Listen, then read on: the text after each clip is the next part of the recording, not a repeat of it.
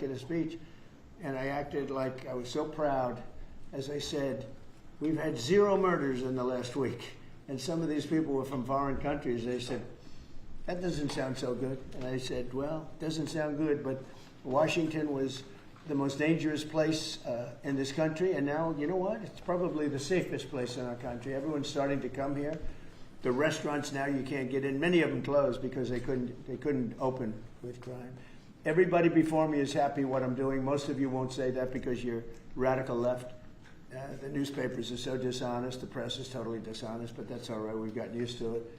And we won in a landslide, so they obviously lost their power. I mean, it's impossible to imagine that when you get 97% negative stories, purposely negative stories, even though you've done 97% positive things, that you could win an election in a landslide, winning all 7.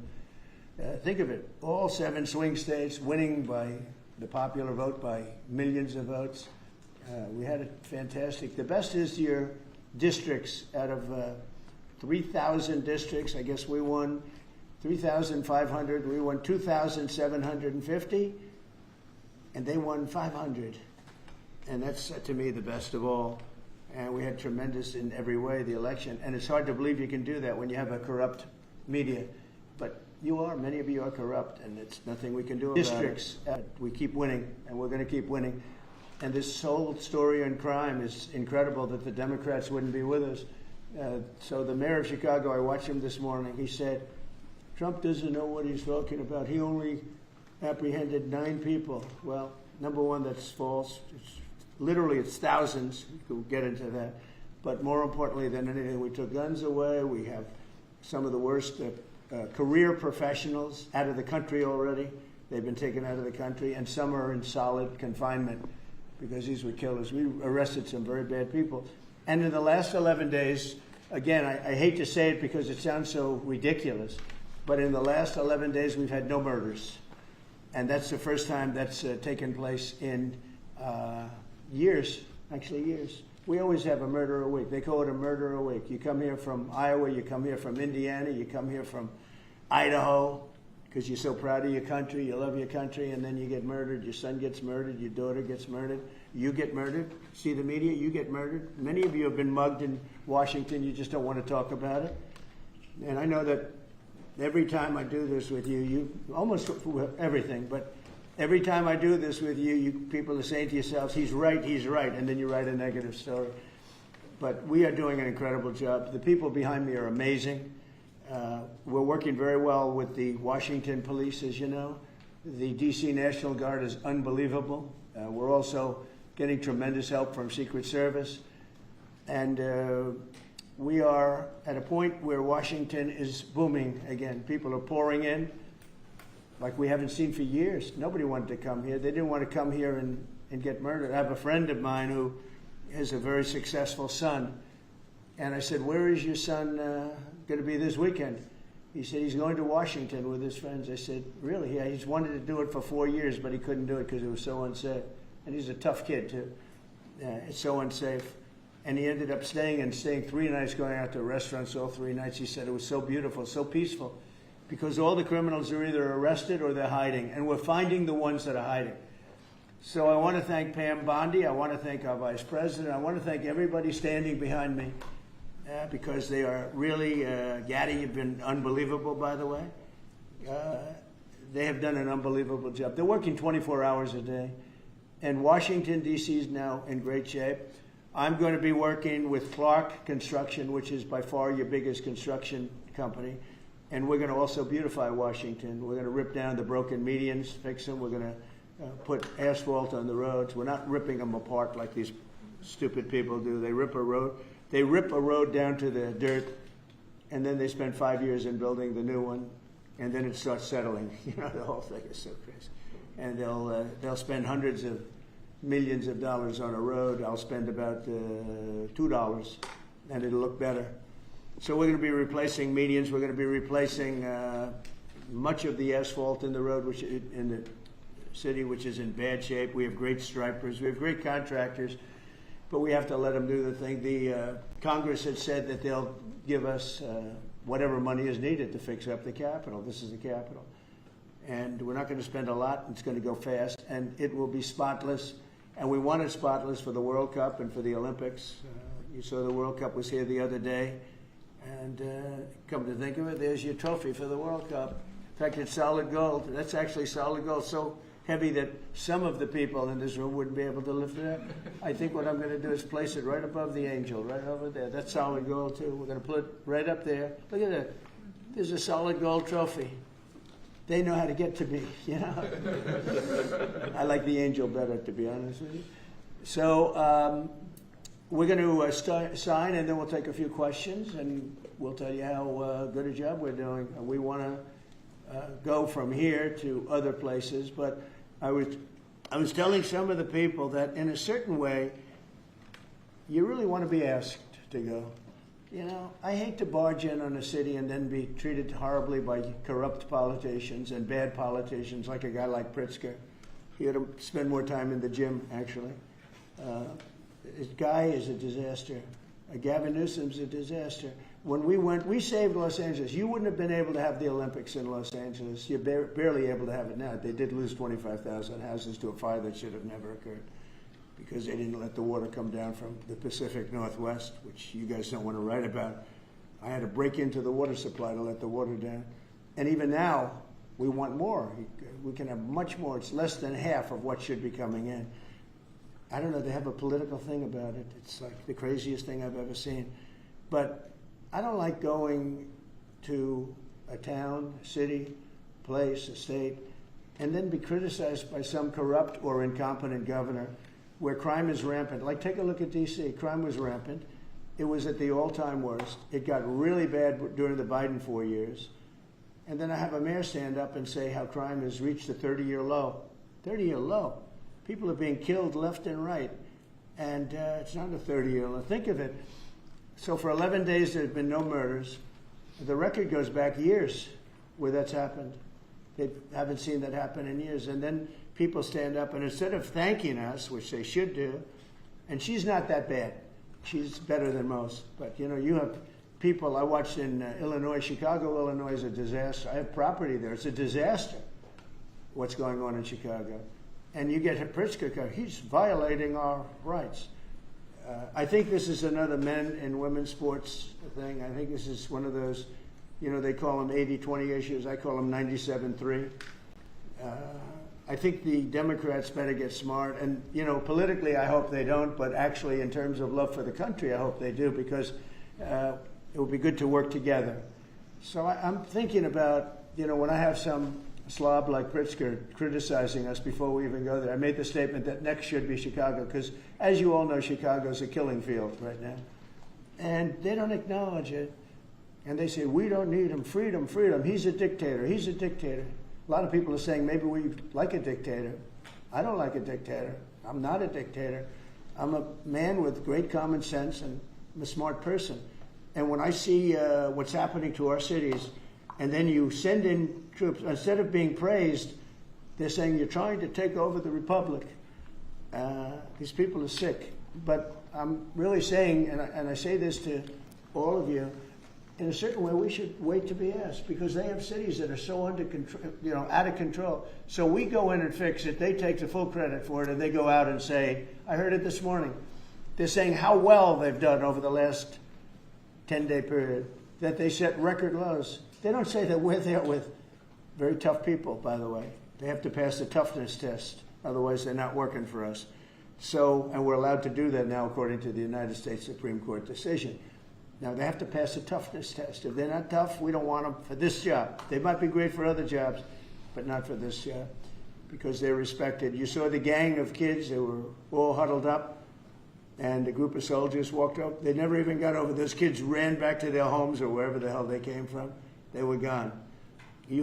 This is one of the safest cities right now in the world, as crazy as that sounds. And it took 7 days. It took really 3 days, but we're now in our 11th day. So I want to thank you. So we had all of these things, 439 illegal alien criminals have been removed, and we have 6 known gang members, some of the worst leaders of gangs anywhere in the country, MS-13 and Tren de Aragua. with 2 missing children that have been recovered. They thought they were gone. We brought them back to the family. The family started crying. They couldn't believe that they saw their child again. 49 homeless encampments have been removed. Like we have the head of South Korea coming in a little while, the president, and he drives down the street. Already, his people have told me, he said, what happened? It's so clean. We always came here, it was filthy dirty with homeless and papers all over the road. That's the other thing. Those roads are swept immaculate. But they're going to be much better in a few months when we put a topping on them. They're going to look like they're brand new. We'll get rid of those rusty old medians that have been crashed into 1,000 times, and they don't fix them. They just let them, they lay them down on the road and they sit there for months. But we don't do that. We don't run things. We run things like we run this. We like clean, we like beautiful, we like safe, and that's what we're getting. So I'll start signing the executive orders. To me, this is a very, very big deal. One of the executive orders has to do with cashless bail. That was when the big crime in this country started. And I can tell you who did it, when, but I don't want to do that because others followed pretty quickly. But that was when it happened. Somebody kills somebody, they go in, don't worry about it, no cash, come back in a couple of months, we'll give you a trial. You never see the person again. And I mean, they kill people and they get out. Cashless bail. They thought it was discriminatory to make people put up money because they just killed 3 people lying on a street. Any street all over the country, cashless bail. We're ending it, but we're starting by ending it in D.C., and that we have the right to do through federalization. Okay, let's go. Could I ask you to say exactly what this is? Of course. So as you've consistently identified, sir, cashless bail policies are a key driver of the disorder we see on city streets all over America. Catch and release system allows criminals to keep going back out onto the street and reoffending. What this executive order does, it charges your attorney general with identifying jurisdictions all over the country that have cashless bail policies, and then it withholds or revokes federal funds and grants that are flowing to those jurisdictions to ensure that we're only supporting the people who have reasonable common sense policies around crime. So what area does it cover? Potentially anywhere that has a cashless bail policy. So some of the largest cities, some of the most left-wing states in America have adopted. All of them, right? Illinois would be a great example of that, sir. Oh, they have a great cashless bail. You don't even have to go to court sometimes. No, Illinois, I love that state. It's a great state, but it's run so badly by Pritzker. They threw him out of the family business and he becomes governor. Now he wants to run for president. I don't think that's going to happen. Okay, we'll sign right here, right? Sir. So important. And this isn't Republican, Democrat. This is, and by the way, most Democrats agree with this. But this is just, we got to bring our country back. Okay? That's a big one. Also on the issue of cashless bail, sir, this is a D.C. specific executive order. In addition to the measures that we're taking that are quite similar to what we're doing around the country, in D.C. in particular, the objective is holding as many criminal defendants in federal custody and subjecting them to federal charges as possible. That means that they'll be held pre-trial in federal jail as opposed to just being cut back out on the streets due to a cashless bail policy. Okay? And we have the room. And by the way, the prison they have in D.C. is horrible. It's horrible. People were subjected to live in that dog trap for so long, so unfairly. I have stories, you'll be hearing about them. That prison is horrible. Okay. This is an executive order that contains a number of additional measures relating to crime and law enforcement in Washington, D.C. It charges, for example, your Secretary of Defense with establishing specialized units in both the D.C. National Guard and the National Guard units around the country, specifically trained and equipped to deal with public order issues. It charges all of your various federal law enforcement agencies with hiring additional personnel to allow them to surge personnel to Washington, D.C. to deal with the current emergency here. It does a number of other things in that space, and it also asks the Attorney General to look at D.C. Metropolitan Police general orders that have currently impeded law enforcement efforts in the city, and to potentially look at unwinding those that are stopping the police from doing their job effectively. And are we going to ask this to be codified by Congress, all of these things? I think we could potentially, yes, sir. I think so. I think we should. I think we'll get it. I think Democrats will vote. Well, it's hard to believe that they might not, but I think Democrats will actually vote for this.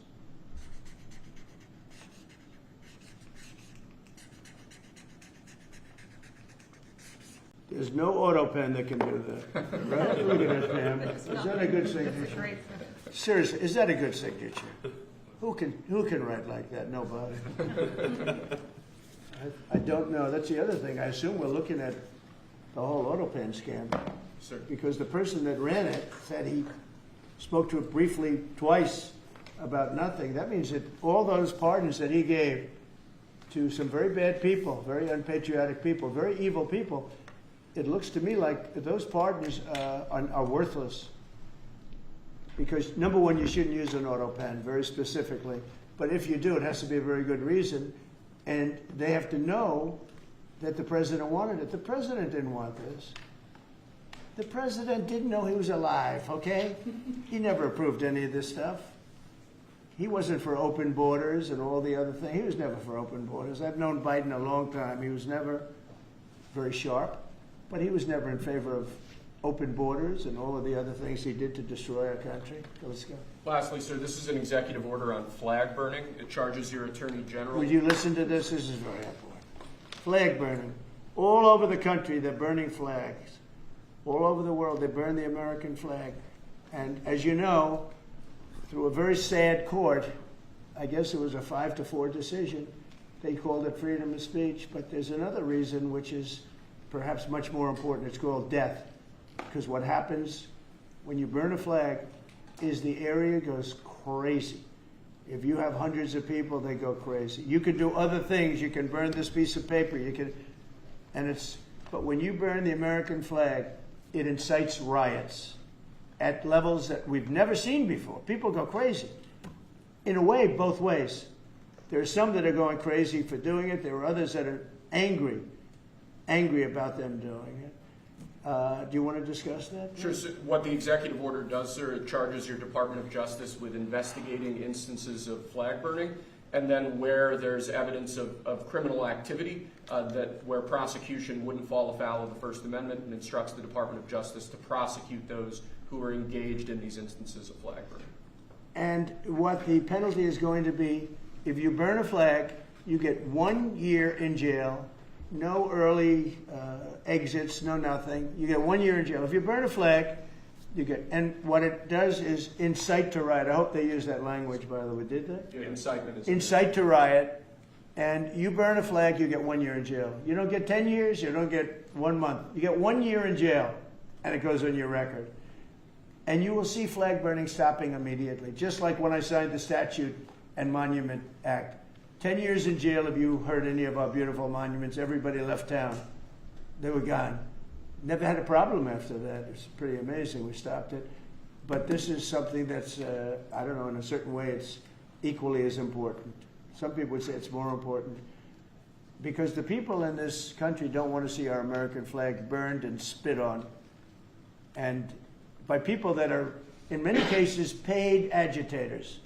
They're paid by the radical left to do it. You talk to these people, they don't even know, half of them don't even know what they're doing. They say, I don't know, they gave me money to do this. I see the same things that you do. They're bad people. They're trying to destroy our nation. That's not working, because I think our nation now is the most respected nation anywhere in the world, by far. You saw that with the European leaders on Friday. You saw that with NATO, where they agreed to go from 2% no pay to 5% fully paid up, trillions of dollars paid, where they respect your president to a level that they jokingly call me the president of Europe. They call me the president of Europe, which is an honor. I like Europe, and I like those people. They're good people. They're great leaders. And we've never had a case where 7 plus really 28, essentially 38 countries were represented here the other day. 38 European countries were represented. European and other countries were represented. And it was a great meeting. But Your country is respected again. I say it all the time. 1 year ago, our country was dead. Everybody said it. We had a dead country. We were not going to survive. Now we have the hottest country anywhere in the world. So it's an honor to be involved. And this group has a lot to do with it, right behind me.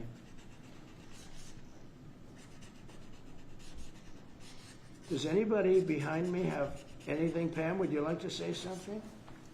Sure, President. Thank you for keeping D.C. safe. You know, just a couple examples of a mother, a single mom, whose house was burglarized, and the defendant got out on cashless bail, went back the next night and burglarized her house again. That's why this is so important. A man got in a fight with another guy. He had a gun. He was let out. Next night, he got up, went back, and killed him. So that's why it's so important, President, what you're doing. And thank you for protecting the American flag. And we'll do that without running afoul of the First Amendment as well. And President, I think I think Gaddy Serralta had something he wanted to give you on behalf of all the law enforcement who are out there every single night. Yes. Thank you for putting me in charge of this surge as the director of the United States Marshal Service. It's the oldest law enforcement agency. It was created in 1789. So on behalf of all the federal law enforcement agencies that we're working with and those that have yet to join the team, we thought it was only appropriate to present you with an honorary United States Marshal Service badge. And this badge comes with this little item right here, which is a handcuff key, Mr. President, because you continue through your policies and your efforts with your staff to unhandcuff law enforcement officers all over this nation. And I can tell you personally that they thank you for that. Thank you. That's beautiful. You can continue unhandcuffing law enforcement. That's a very great honor. I'll save that and put it someplace up, which is important. Thank you very much, Gary. Appreciate it. Thank you very much. Really nice. Thank you. That's very nice. Thank you. Well, we love those people. They're brave and they love our country and they don't want to see it. Do you know how many people volunteered for this job?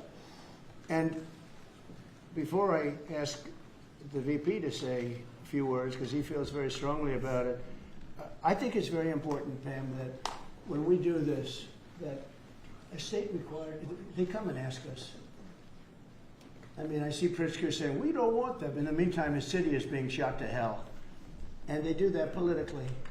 And they probably do want it. If we didn't go to Los Angeles, you would literally have had to call off the Olympics. It was so bad. And the sheriff and the law enforcement people, but the sheriff said, and he came out very strongly, he said, if we didn't have these people, we were not able to control it. Now, 4 days later, after we had it totally under control, we did that quickly. He changes to it a little bit. Well, I think we could have done it. You know, they were dead.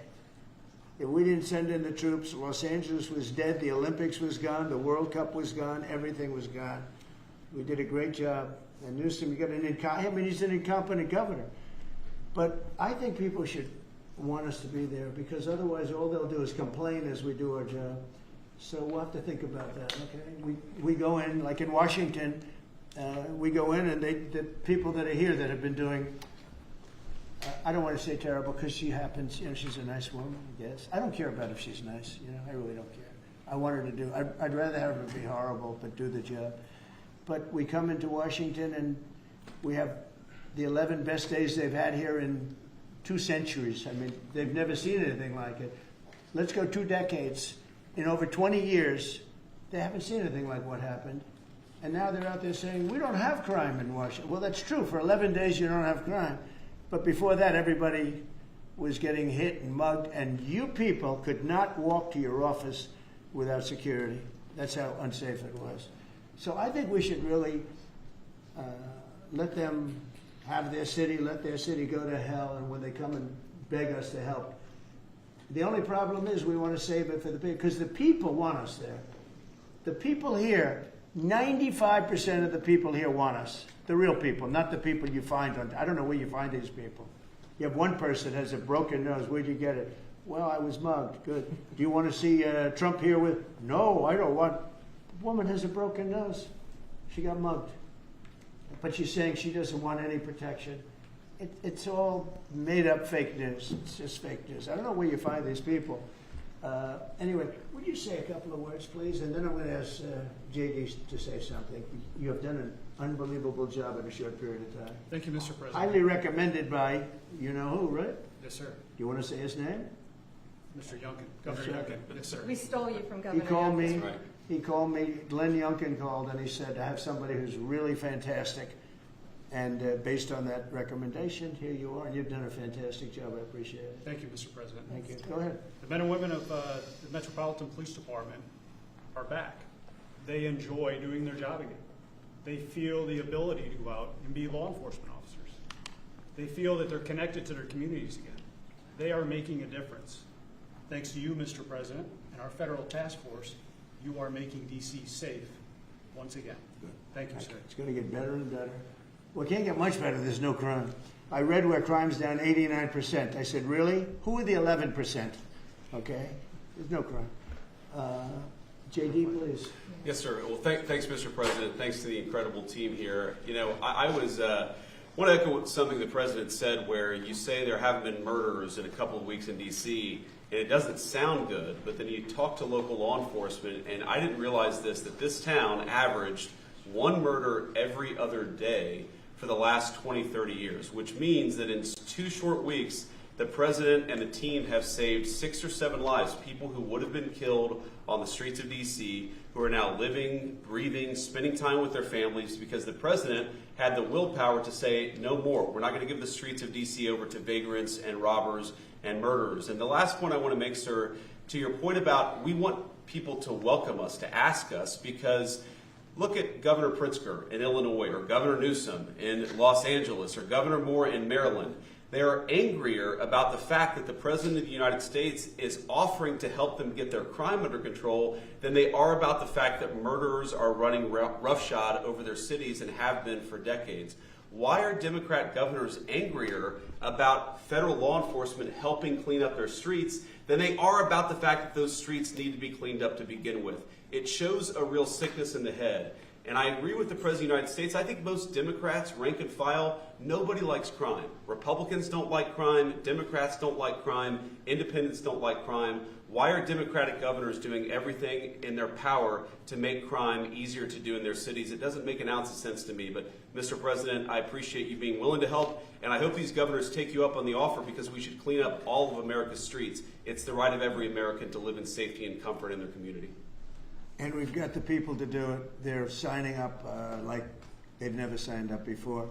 Our military, as you know, during the campaign, nobody was signing up. We were way short of their goal, we were understaffed.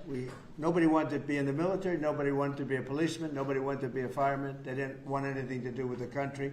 We had an grossly incompetent president who frankly should not have been there.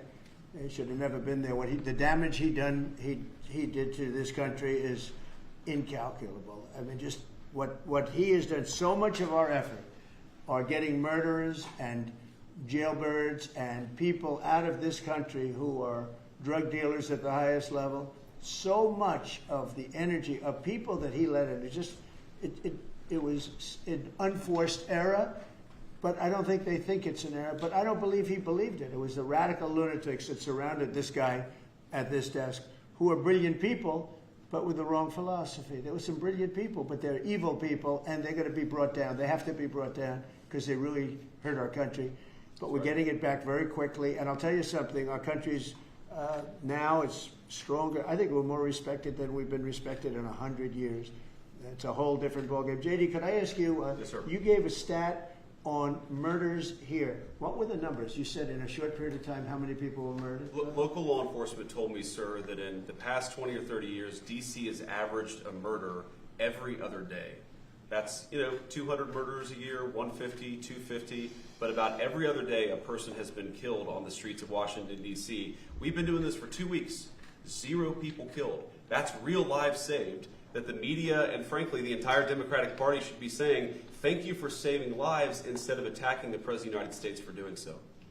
When a person, unfortunately, will probably happen at some point, when a person's murdered in D.C., it's going to be the biggest story maybe in history. Right? Yes, sir.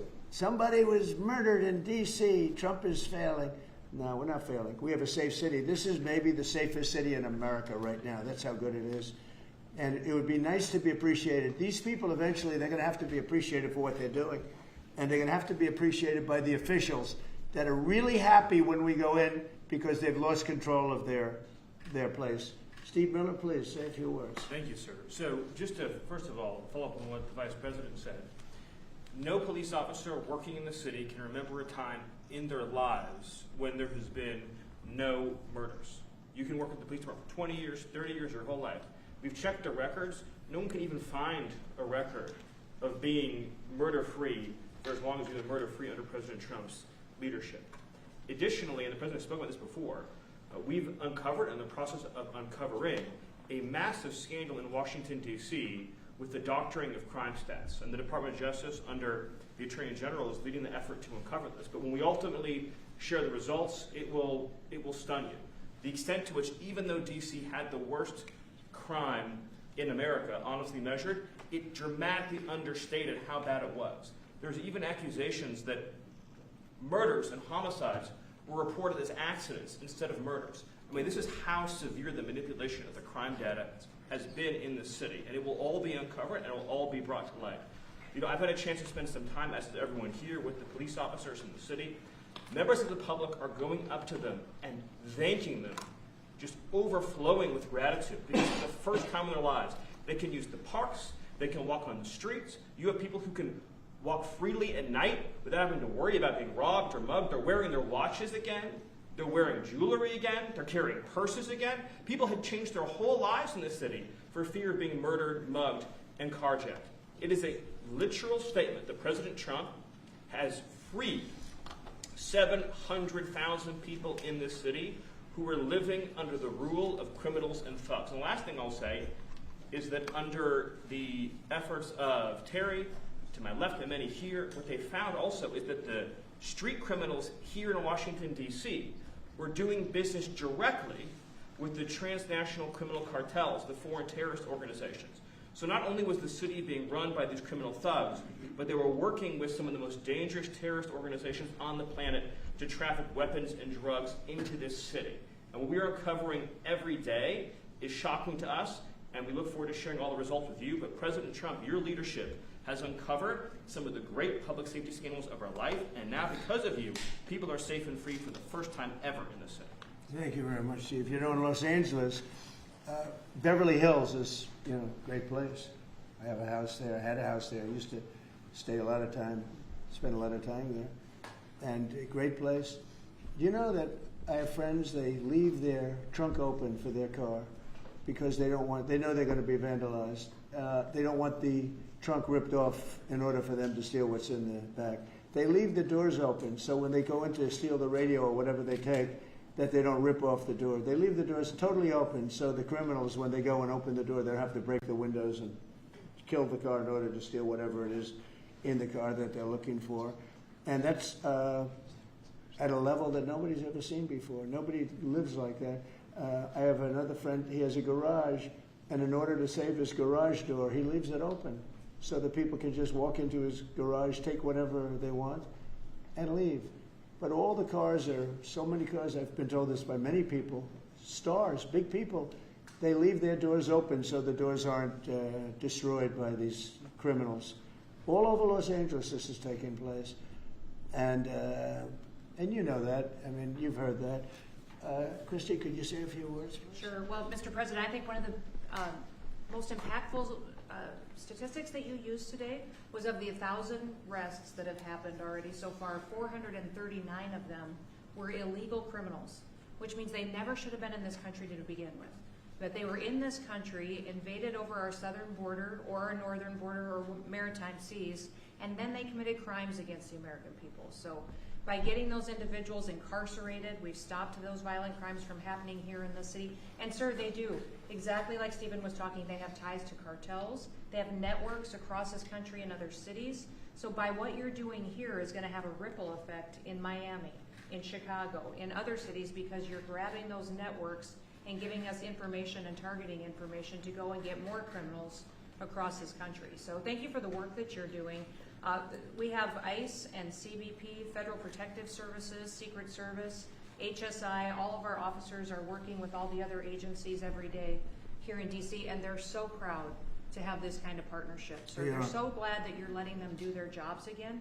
And I don't know if you've heard, sir, but the recruitment campaign for ICE, when we were going to hire 10,000 new officers, we've got over 130,000 people that have applied and raised their hands and said they want to work with ICE. So no matter what the fake news says or what the media says about ICE not having support, they've got incredible support from the American people. People want to join them and help them do what they're doing to make America safe again. So thank you for the I was going to opportunity. say that our recruitment drive, so it was dead. During the campaign, they couldn't get, every story was the Army can't fill up, the Marines, none of them could fill up. They were way behind. We couldn't get anybody to go into the military, couldn't get any police.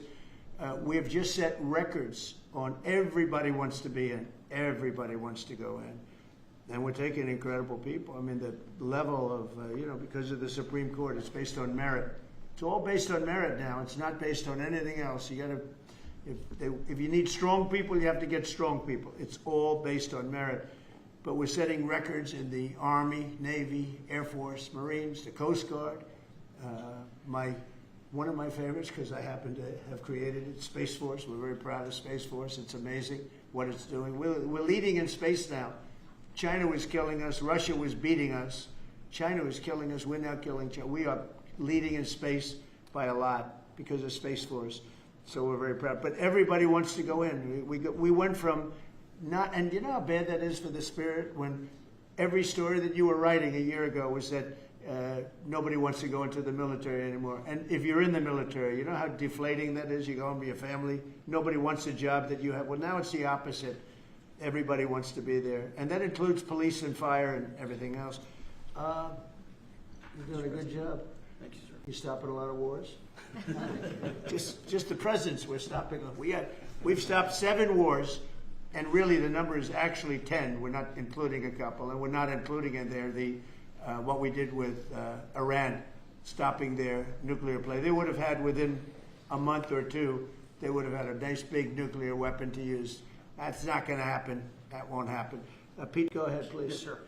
Well, Mr. President, thank you very much for your leadership. And the Defense Department is proud to be a part of this task force. Just like we have been down at the southwest border, where crossings are at 0. We've got national defense areas where we're working with Border Patrol to secure the southern border for the American people. Just like Los Angeles, where ICE officers deserve to do their job without being attacked, we're really proud to be a part of defending the nation's capital and ensuring it is safe and beautiful and working with law enforcement. And Mr. President, let me tell you, the morale of the troops, getting out there talking to them, they love this mission. They're grateful to be doing it, whether they're DC National Guard or other state National Guards. And at your direction as well, sir, it's just common sense to make sure they're armed as well. And so we're rolling out ensuring they're armed, capable of defending themselves and others if need be, supporting law enforcement, and we're proud to be there, sir. Well, look at the mission you just accomplished with Iran. 36 hours back and forth, flawless. Every bomb hit its target. They went right down those chutes, dark at night, no moon, no nothing. Every target, every bomb went right down. They have a chute that goes right down deep into the mountain. And they shouldn't have put ventilation in, I can tell you, because we use that for our advantage. But what they did, and we had the pilots and even the people that took care of the planes, we had a whole group of people at the White House a couple of weeks ago. And you know, I didn't realize this, but they said, we've been looking at their predecessors, and then these were the pilots. They said, we gave them beautiful medals. And I'll show you the medal. Gave them a medal just like this. See? Just like that. They were so happy. Gave a lot of them out for that. It was an incredible job. You know, we had 52 tankers. People don't realize, so that they could refuel. We had many fighter jets, F-22s, F-35s. We had many. It was an amazing operation. It was flawless. Compare that to the operation when they went in with the helicopters crashing and everyone running around the desert, and the prisoners being taken, and that was Jimmy Carter. And what a horrible thing. This was the exact opposite. This was the exact opposite of what they did in leaving a very, very nice place. The Taliban runs a tough operation in Afghanistan, and I think it was the most embarrassing day in the history of our country. That was Biden. I was leaving, and we would have left through strength, tremendous strength. We would have had tremendous, we would have kept Bagram, which is the air base, one of the largest runways in the world, one of the most powerful. You could land anything on it, many, many feet thick. You don't build them that way anymore. You can't. But we left it, and now China's occupying that air base. This was the most incompetent administration in history, the Biden administration. And you're just lucky that they lost, because if they won, you wouldn't have a country anymore. And so, Pete, you started off by saying the Department of Defense. And somehow it didn't sound good to me. You know, it didn't sound good. Defense, what are we defense? Why are we defense? So it used to be called the Department of War. And it had a stronger sound. And as you know, we won World War I, we won World War II, we won everything. Now we have a Department of Defense with defenders. I don't know. If you people want to, standing behind me, if you take a little vote, if you want to change it back to what it was when we used to win wars all the time, that's okay with me. All right? That's coming You soon, go. sir. You let me know if you want to do it. I think Department of War. It just sounded bad. He said, "Sir, on behalf of the Department of Defense." Defense. I don't want to be defense only. We want defense, but we want offense too, if that's okay. So you'll make a decision. But you know, as Department of War, we won everything. We won everything. And I think we're going to have to go back to that. In the meantime, I've stopped all of these wars. I've stopped them. The big one would have been India and Pakistan. But we stopped them all. We stopped 3 wars. Go to Africa. They like to say, oh, you know, let me tell you, I love black people. And I did great with the vote with the black people. But they say, he's a racist, he's a racist. I said, really? For 35 years, a war raged between Rwanda and the Republic of the Congo. And it was a vicious war. 9 million people were killed with machetes, largely. Hatchets, machetes. That went on for more than 30 years, but 34, 35 years. And I stopped it. In fact, the presidents are coming in a week or two to sign. We have the foreign ministers, it's all signed, the war stopped. But I got it stopped and saved a lot of lives. The Congo, that's deepest, darkest Africa. I got that war stopped. Nobody else could have done that. We did a lot of jobs. We did a lot of wars were stopped that nobody thought would even be possible. And I'll tell you what, the war with India and Pakistan, that was the next level. That was going to be a nuclear war. They already shot down 7 jets. That was raging. And I said, you guys want to do trade? We're not doing any trade. We're not doing anything with you if you keep fighting. You got 24 hours to settle it. They said, well, there's no more war going.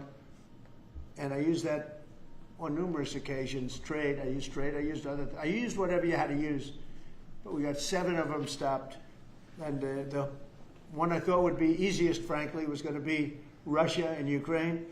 But that turns out to be some big personality conflicts. It's one of those things. But we're going to get that stopped eventually. We're going to get that stopped too. 7,000 soldiers died last week. Think of that, 7,000. I usually say 5,000, but 7,221 soldiers died last week in the fighting between Ukraine and Russia. And they're not our soldiers, but they're souls. They're living souls, and they leave their homes, and they wave to their parents, and their parents are so proud as they leave in a beautiful uniform, and a week later they get their head blown off by a drone. New form of military. It's a whole new form of fighting. So I would just like to thank the people that are behind me. Thank you very much. You've done a fantastic job. I appreciate it very much. We're doing a real job, and I'm so proud of DC. I passed it 2 days ago, and all the garbage is off the streets. It's terrible. I came in a month and a half ago. I'm driving down, and I see garbage all over the place. The streets were a pigsty. Like I won't use the city's names, but you know what I'm talking about. There are plenty of them outside of this country and inside of this country. Baltimore is a horrible, horrible deathbed. It's a deathbed. I know Governor Moore said, oh, he wants to take a walk with me. He meant it in a derogatory tone. I said, no, I'm the President of the United States. Clean up your crime and I'll walk with you. But it's tremendous crime. But he was trying to be derogatory. He doesn't have what it takes. But he's trying to be derogatory. And I met him at the Army-Navy game. They said, oh, there's Governor Moore. He'd love to see you. He came over to me, he hugged me, shook my hand. You were there. He said, "Sir, you're the greatest president of my lifetime." I said, "But it's really nice that you say that. I'd love you to say it publicly, but I don't think you can do that, so it's okay. But no, sir, you're doing a fantastic job. I want to just shake your hand. Thank you very much, Governor." That was it. And then every time I see him on television, he's knocking the hell out of me. So, but that's all right. That's called politics. But Governor Moore's he's doing a bad job. Newsom's doing a bad job. All of their potential candidates are doing a bad job. I can't imagine Pritzker being even a candidate, but somebody said he is. He can't do the work, can't do the job. He's not temperamentally suited. So I just want to thank you all for being here. Do you have some questions? Is the Pentagon, and maybe the Secretary of Defense can weigh into, is the Pentagon preparing for military deployment to Chicago? And with what you said there, are you waiting for the governor? We're ready to go anywhere. We have want him to call a you, though? full complement of great human beings. We're full. You know, our military is full. We were way empty 1 year ago. Now we're full. So we can go anywhere on less than 24 hours notice. Are you waiting for the governor? And we're doing a lot to interdict to stop drugs from coming in too. We have ships out on sea. You know, we have nobody coming through our border anymore. Nobody. Doesn't that feel good to know that you don't have prisoners coming in and, you know, killers, murderers? We had 11,888 murderers come in, let in by the Biden administration. Many of them have been captured, but we still have a couple of thousand that are out there. Some of them, 50% of them killed more than one person, okay? But a lot of them have been captured. What they've done to our country, these people that circle this moron that we had behind this desk, what they've done to our country is unthinkable. It's unthinkable. I mean, if you think so much of our time is devoted to correcting a problem that all they had to do is say, close the borders. Remember when he said, well, I have no power to close the border. I have to go back and get an act from Congress. I didn't get an act from Congress. I came in, I said, close the borders. And Tom Homan, who's not here, has been fantastic, Christy, right? Yes. Tom Homan is great. He's a fantastic man and respected by everybody. But I said, Tom, close the borders. Christy, close the borders. The borders were closed. We didn't go to Congress and get permission. We just closed the borders. And in the last 3 months, hard to believe this one too, in the last 3 months, we've had 0 people come into our country illegally through the southern border. Nobody would have said that's possible. Yeah, please. Thank you, Mr. President. Today, MS-13 gangbanger and human trafficker Kilmar Abrego Garcia turned himself into ICE in Baltimore. Do you have any comment on this? And why are the Democrats so emotionally attached to this man who beats his wife and is part of a terrorist organization? Because they think he's going to be good for votes, and I think he's very bad for votes. These people are deranged. He's not good for votes. He beat the hell out of his wife. His wife is afraid to even talk about him. She's been mauled by this animal. And, you know, through a system of liberal courts, you know, he's doing things. But, no, we have that under control. And Pam has got that very much under control. Do you want to comment on it? No, we've got him under control. He will no longer terrorize our country. He's currently charged with human smuggling, including children. The guy needs to be in prison. He doesn't need to be on the streets like all these liberals want him to be. And as part of this operation here in D.C., we've also taken off MS-13 members. We've taken, I think just last night, we got a TDA guy off our streets right here, right around from where we all work. Another TDA member gone because of this project. So we're going to keep America safe from all of these foreign terrorist organizations, including Abrego Garcia. Okay. Mr. President, President, If we could get your reaction, sir. The Israelis bombed a hospital in Gaza, killed 20 people, including 5 journalists. When did this happen? This happened overnight, today. I didn't know that. Any reaction to this? Well, I'm not happy about it. I don't want to see it. At the same time, we have to end that whole nightmare. I'm the one that got the hostages out. I got them out. All of them. Steve Witkoff has been amazing. He's done a great job. But I'm the one that got them all out through my people and through me. And now we're left with probably a little bit less than 20 because I think 1 or 2 are gone. And I said a long time ago, I'm going to get them out. But when we get down to that final 10 or 20, these people aren't going to release them because they're dead after they release them. So it's a nasty situation. Very nasty, horrible thing. Mr. Yes. President, could you please elaborate on your post on South Korea? What were you referring to? Well, I heard that there were raids on churches over the last few days, very vicious raids on churches by the new government in South Korea, that they even went into our military base and got information. They probably shouldn't have done that, but I heard bad things. I don't know if it's true or not. I'll be finding out. As you know, your new president's coming in just a couple of hours coming here. I look forward to meeting him. But we won't stand for that. We just won't stand for that. Sorry, Yes. Mr. Are you prepared to order National Guard troops, though, into American cities if those governors don't request the federal deployment? I am, but I also think that, look, Chicago, everybody knows how bad it is. Everybody standing there knows. We know. You don't have to be doing any studies. They should be saying, please come in.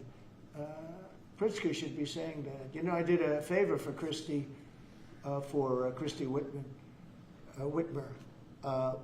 a good favor, I think, with the fish, the carp, the China carp. Did you ever hear of it? China carp. And it's taken over your Great Lakes. You know about that, right? And she came and she wanted to know if it's possible for us to do something about it. And I said, well, I'll do. But I think it's appropriate that the person from Illinois, the governor from Illinois, asks also. It's a tremendously expensive project, actually. It's invasive. It's horrible what's happened. And we can do it with GSA and various people. But we can do it. We're going to just have to see what happens, okay? We're going to have to see what happens. But Do you believe that you have the legal but authority? the governor of Michigan came, was very respectful, asked for it. She's done a good job. I did that. I opened the Air Force Base, kept it open for F-35s and various planes, F-22s too. I did that for the state of Michigan at her request. And I will, and also at our congressmen. We have congressmen that are unbelievably pro-Michigan up there. But some of this stuff, like the lakes, the Great Lakes, this is a big problem that nobody ever talks about. Most of you probably have never heard of. We have a pretty violent fish that comes from China, China carp, Chinese carp. And you see them jumping out. They jump into boats and they jump all over the place. They've got a lot of energy. And there's a way of getting rid of them. It's very expensive.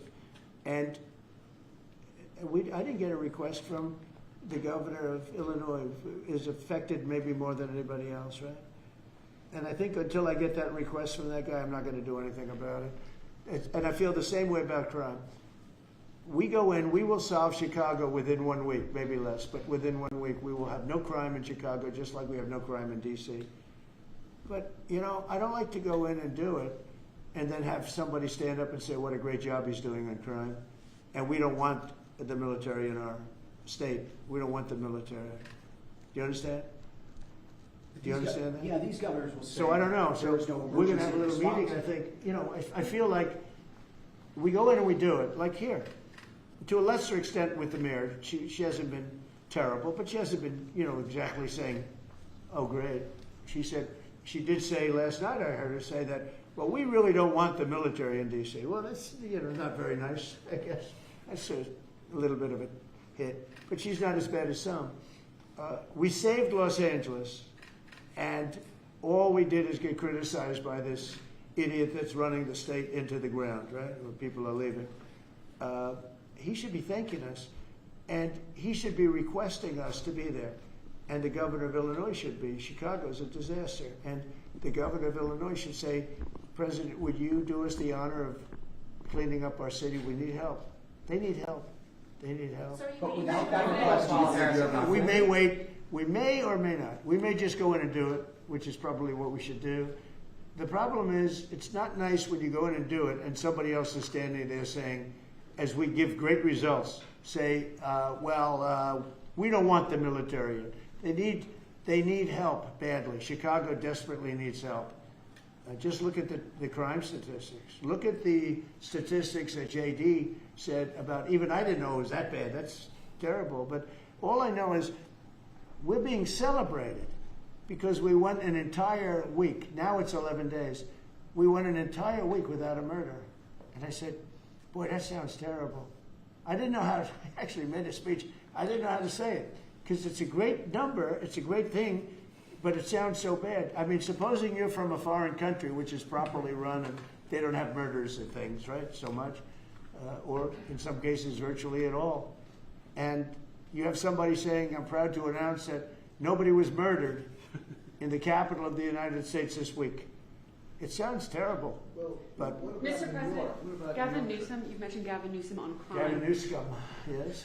Is there a federal mechanism you're hoping to use to fight back against his redistricting constitutional amendment, or is that Well, I think I'm going to be filing a lawsuit pretty soon, and I think we're going to be very successful in it. We're going to be filing it through the Department of Justice. That's going to happen. And we're also going to be filing a lawsuit on blue slipping. You know, blue slips make it impossible for me as president to appoint a judge or a U.S. attorney because they have a gentleman's agreement. It's nothing memorialized. It's a gentleman's agreement that's about 100 years old, where if you have a president like a Republican and if you have a Democrat senator, that senator can stop you from appointing a judge or a U.S. attorney. In particular, those are the two, I guess anything, but those are the two that are very important. So we have numerous states where we have unbelievable people. Now, Jay Clayton was just approved in the Southern District, but he was so good. He was a top student, top schools, top everything, went to Sullivan and Cromwell, became the head of Sullivan and Cromwell, came down here, was Securities and Exchange Commission, ran it for 4 years during my term, like impeccably, beautiful job. He did an incredible job. And we went to court, and the judges, Democrat judges, voted that he could. That's the only way you get by it. But generally speaking, you can't do that because you'll have judges from the other party. So Jay Clayton just got approved, and he's in, but he didn't get approved by the senators. He got approved by the court system in New York, which was a great thing. And I had a big victory in New York, I might add.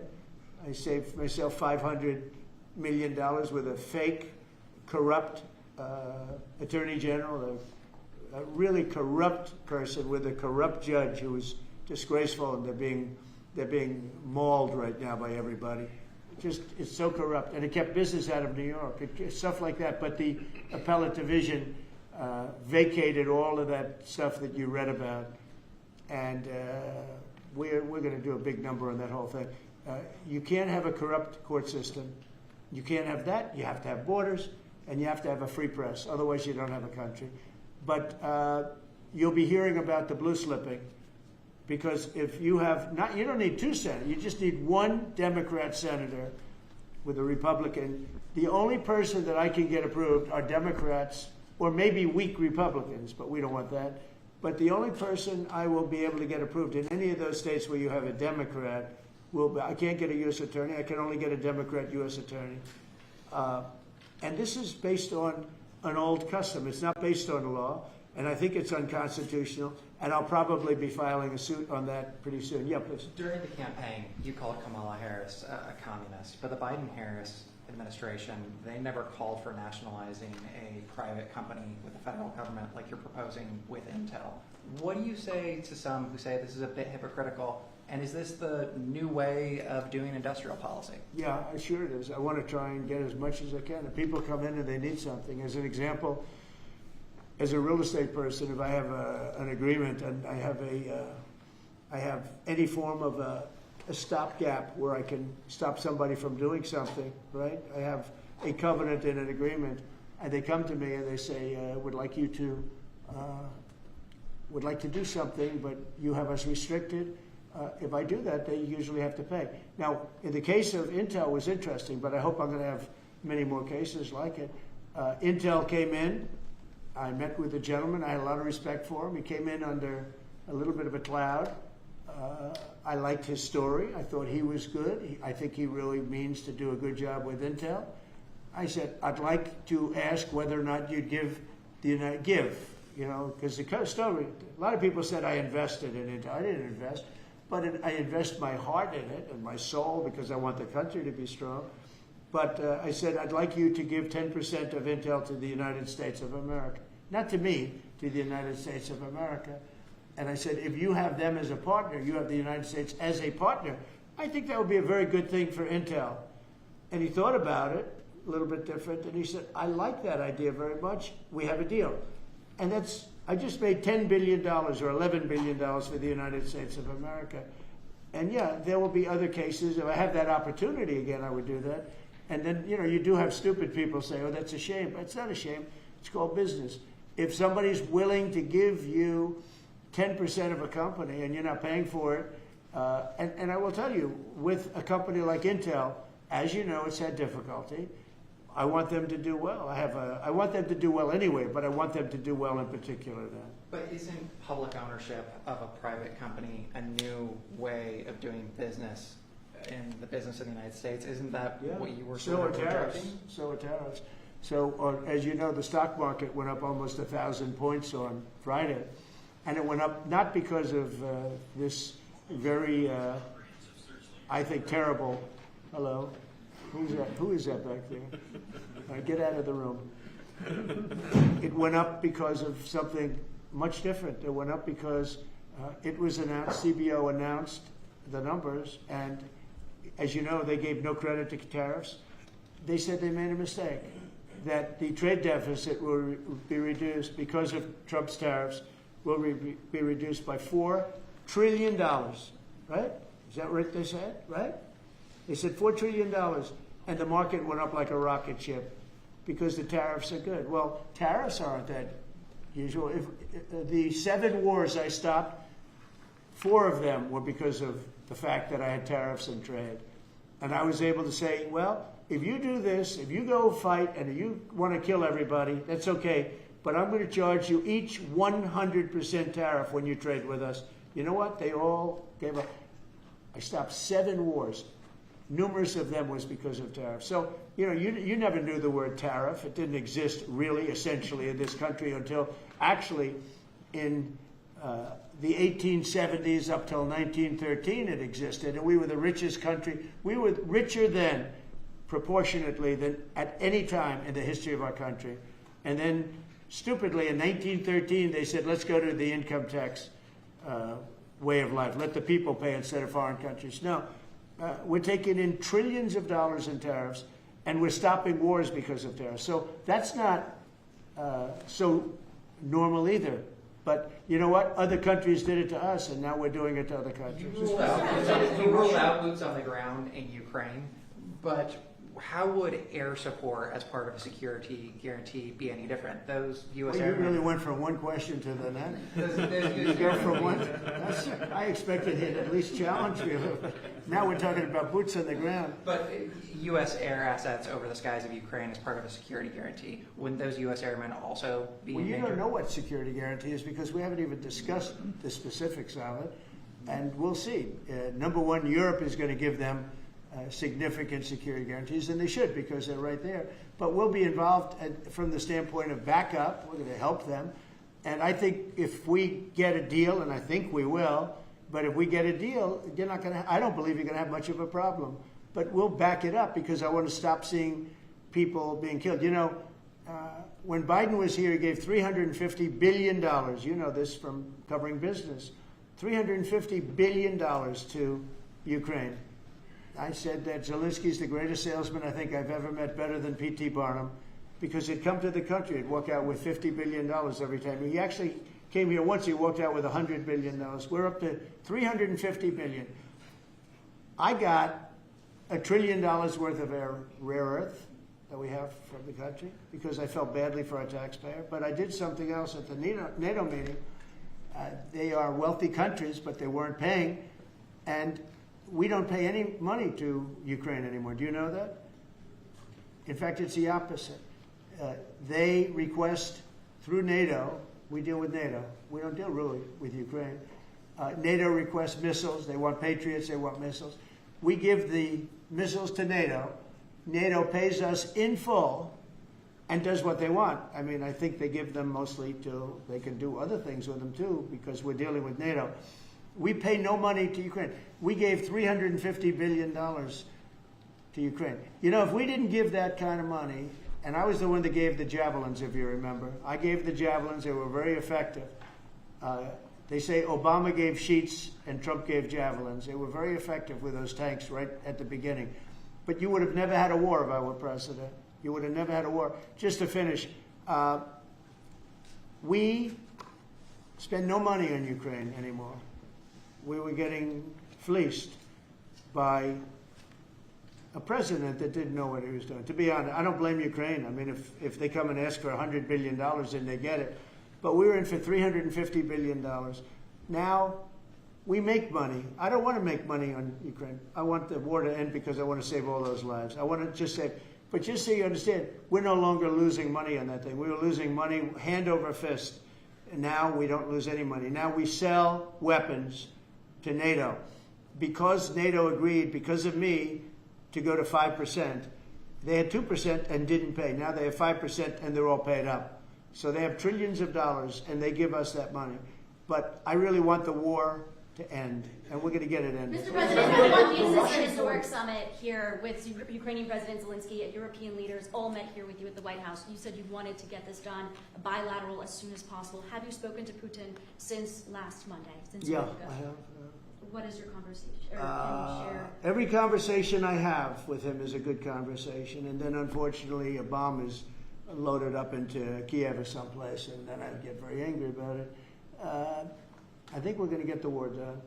It's tough. I thought that would be, of the 7 that I settled, I thought that would be the easiest of the group. See, you never know what's going to happen. You know, war, strange things happen in war. The fact that he went to Alaska, our country, I think was a big statement that he wants to get it done. That was not easy for him to go to Alaska, you know, for him to come here. But the fact that he showed up on a very successful day, it was a very successful day for other things. Because, you know, we're also talking about missiles, nuclear. We're talking about a lot of different things. We're talking about limiting nuclear weapons. We'll get China into that.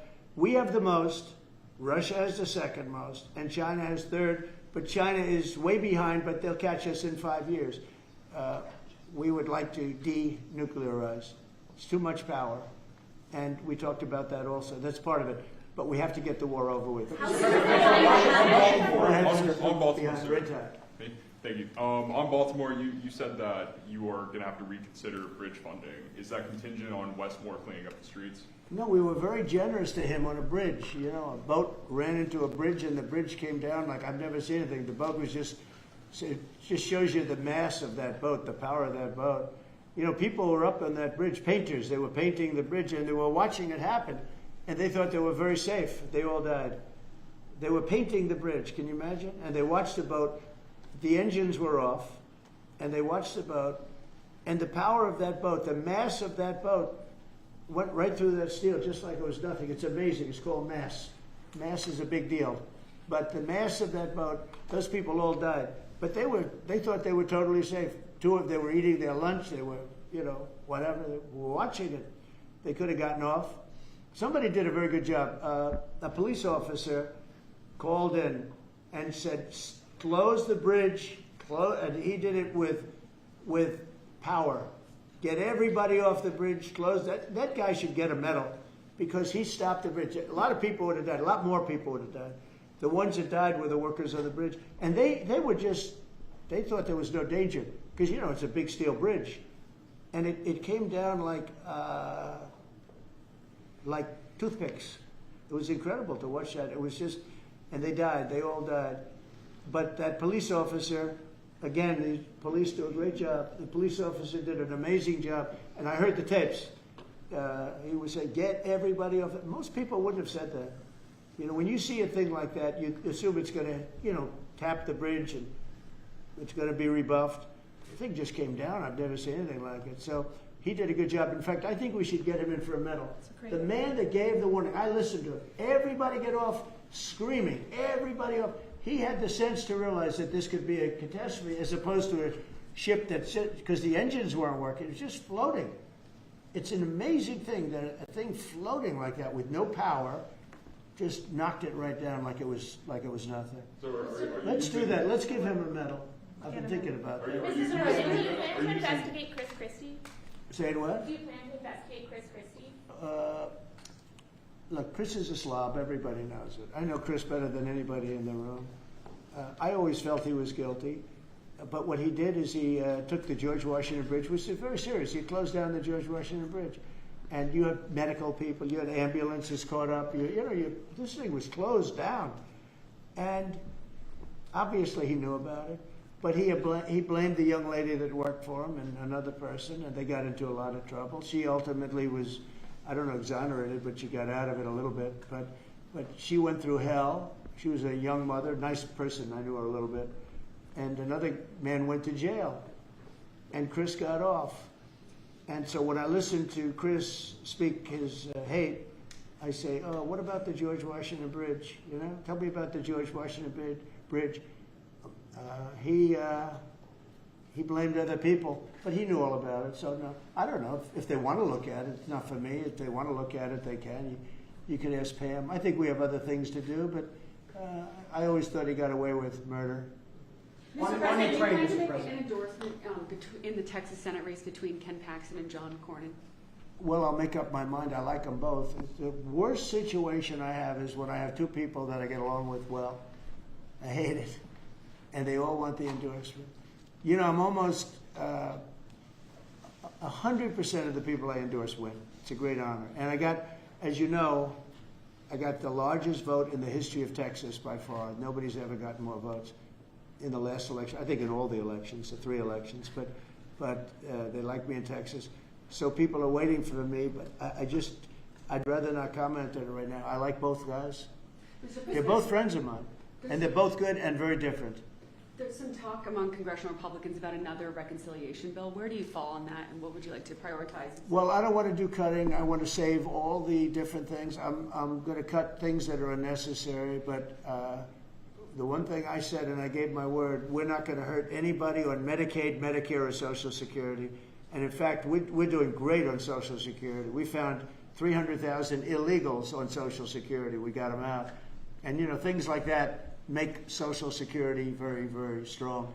So, no, I am very big into certain things, and one of those 3, you could say 3 of those things are Medicare, Medicaid, Social Security. We're going to protect it. And so we'll see how everything works out.